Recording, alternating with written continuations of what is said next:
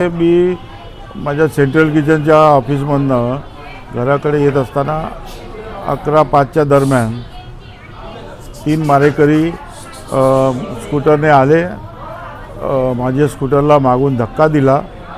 त्या धक्क्यामुळे मी थांबलो असता त्या तिघापैकी 2 जण स्कूटरवरून उतरले आणि मला बेदम मारहाण केली. त्यामुळे मी स्कूटरसह खाली पडलो. खाली पडल्यानंतर त्यांनी देखील मारहाण केली आणि मारहाण करताना ते बोलवते, जास्त शहाणा झालास का तू. आणि माझ्या हातामध्ये ब्रेसलेट होतं, ते त्या ह्याच्या मारहाणीत घायल झालं.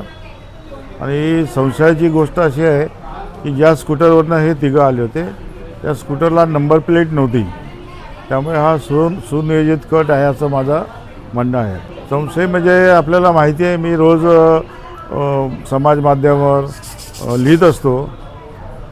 त्याच पद्धतीने काल रात्री भाजपचे प्रदेश अध्यक्ष माननीय श्री रवींद्र चव्हाण साहेब यांना उद्देशून एक आवाहन केलं होतं की हे बोडारे बंधूंचे जे काय कारनामे आहेत ते उजागर केले होते आणि अशा लोकांना भाजपने स्वीकृत नगरसेवकपद देऊ नये अशी मी त्यांच्याकडे अपील केलं होतं. तर त्याचाच राग धरून सुनियोजितपणे कट करून माझ्यावर हल्ला झाला आहे असं माझा दावा आहे.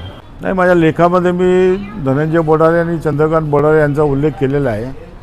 आणि मी त्यांनी जेव्हा गद्दारी केली तेव्हापासून त्यांच्या विरोधात लिहित आलो आहे. त्यांच्या मनात राग साठलेला होता, तर काल त्यांनी त्याला वाट करून दिली. आणि इतर लोक माझ्या बचावासाठी आले नसते तर कदाचित धारदार शस्त्रांनी माझ्यावर हल्ला देखील झाला असता आणि तो प्राणघातक हल्ला झाला असता. आणि त्या उद्देशानेच ते आले होते. त्यांनी हत्यार असतील तरी बाहेर काढले नाही. मला हातानेच मारहाण केली, तोंडावर, छातीवर, पोटावर वगैरे मारहाण केली. नाही, माझ्यावर दहशत निर्माण करायची, माझी लेखणी थांबवायची, पत्रकारितेवर दबाव आणायचा.